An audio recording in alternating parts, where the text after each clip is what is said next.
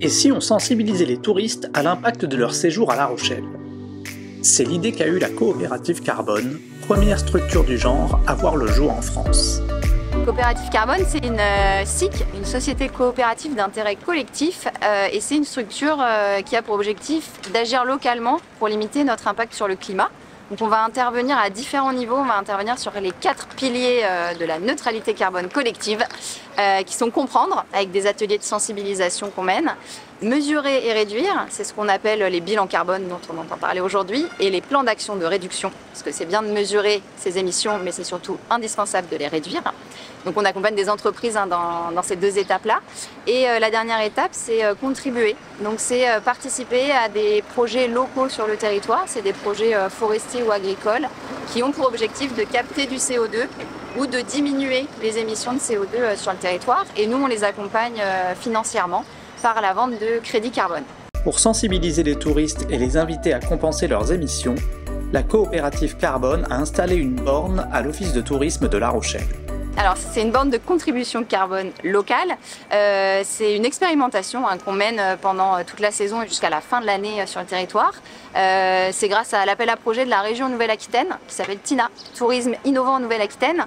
Et du coup cette borne elle est à destination première des touristes et du grand public. On veut essayer d'aller toucher cette cible. L'idée c'est que sur cette borne vous allez choisir le trajet que vous avez effectué pour venir jusqu'à La Rochelle, donc en avion, en bus, en train, en voiture.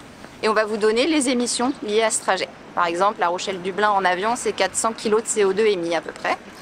Et à partir de ces émissions-là, on vous propose le montant financier relié sur les différents projets qu'on propose. Et vous allez pouvoir contribuer financièrement au projet de votre choix.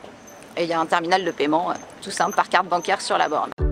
Les projets financés sont évidemment des projets locaux à fort impact écologique. Et les gens qui voudraient compenser ont le choix. Ouais, alors là on a mis 4 projets en avant sur la borne, on en accompagne beaucoup plus, on a choisi les 4, on a choisi 2 projets forestiers, 2 projets agricoles pour montrer la diversité, un projet en local qui commence à faire parler de lui et qui prend de l'importance, c'est le projet Forêt Bleue. C'est un projet qui est porté par des citoyens au départ et qui est maintenant accompagné par la coopérative Carbone, et l'idée c'est de planter sur les terrains de toutes les communes de l'agglomération des mini-forêts, des micro-forêts sur des espaces qui n'étaient pas utilisés. Ça permet de capter du CO2, ça permet de favoriser le développement de la biodiversité, de modifier un peu le paysage et de créer des îlots de fraîcheur, et on va en avoir besoin. Présente à l'Office de tourisme jusqu'à la fin du mois de juillet, la borne se baladera ensuite entre l'aéroport, le Festival international du film et du livre d'aventure et en fin d'année, au 2e salon de la neutralité carbone.